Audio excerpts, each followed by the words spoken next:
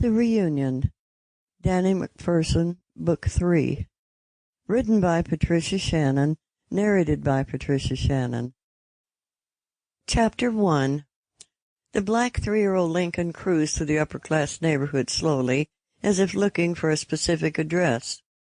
Christmas was only 12 days away. The neighborhood was ablaze with lights and decorations.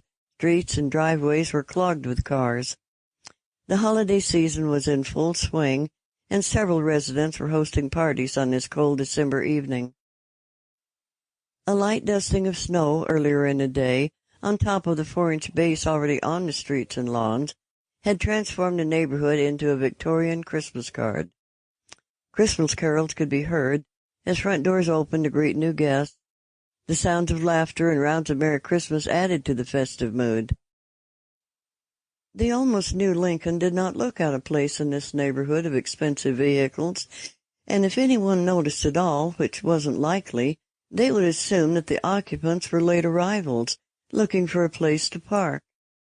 However, a Christmas party was the last thing on the minds of the Lincoln's occupants, except as a cover. Brothers Kyle and Boyd Latham and Boyd's wife Carol had accidentally discovered that their radio scanner could pick up transmissions from a baby monitor from as far as a half-mile away. They were searching for sounds of a baby whose parents were downstairs, distracted by their guests, and only half listening to the audio monitor installed in their child's room. Carol had suggested that they might be able to steal a baby from its bedroom, and they were monitoring several homes in the well-to-do neighborhood. This would not be the first baby the trio had kidnapped, but this would be the first time they had taken a child directly from its home. Carol was getting nervous about grabbing a child off the street or from a shopping cart in a discount store. She had almost been caught the last time they were out on a job, and only managed to escape because she put the baby in another shopping cart and joined a group of people running around the store searching for the missing infant. The trio worked with an underground adoption agency that catered to families that could afford to pay substantial sums of money for a baby of their choice. The couples didn't know and didn't care how the baby was acquired. They wanted a child and never even gave a second thought to the family whose child was taken. Newborn infants were preferable, but any child under 2 years of age was fair game. In fact, a few clients had actually requested a child between 1 and 2 years old. They wanted to be sure of the child's hair color, eye color, and general size, height, weight, etc. It wouldn't do, as one short, dark-haired and brown-eyed couple had put it bluntly, to attempt to pass off a tall, blonde and blue-eyed child as their own. Carol had first met Mrs. Williams, owner of Universal Adoption Agency, 5 years ago when she went to a doctor to have an abortion. "God damn it, Carol, why did you let yourself get knocked up?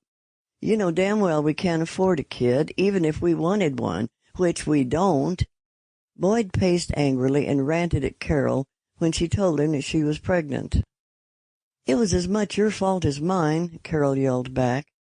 "I thought you were on the pill." "I was, but we ran out of money and I ran out of pills." "It wouldn't hurt you to try getting a job once in a while," Carol argued. "I don't want a baby any more than you do, but there isn't a whole lot we can do about it now." "You could get an abortion," Boyd told her. "Oh, right," she scoffed, and flopped down on the couch. "And where are we going to get the money to pay for an abortion?" "I'll get the money. You just make arrangements with the doctor, and do it quick, or I'm out of here." "I mean it, Carol," Boyd snapped. "Listen, Mr. Big Shot, don't threaten me that you're out of here. This is your problem the same as mine, and there's no way you're going to dump me and get by with it." "I'm sorry," Boyd half-heartedly apologized. "You know I wouldn't really leave you, but I just don't want to be stuck with the kid." "Okay," Carol shot back angrily, "but you'd better have the money. These kind of doctors don't give credit." "Oh, honey, don't worry. Don't I always get the money somewhere?" Boyd put his arms around his wife and tried to make up for his outburst. "I know. I'm not mad at you." Sample complete. Ready to continue?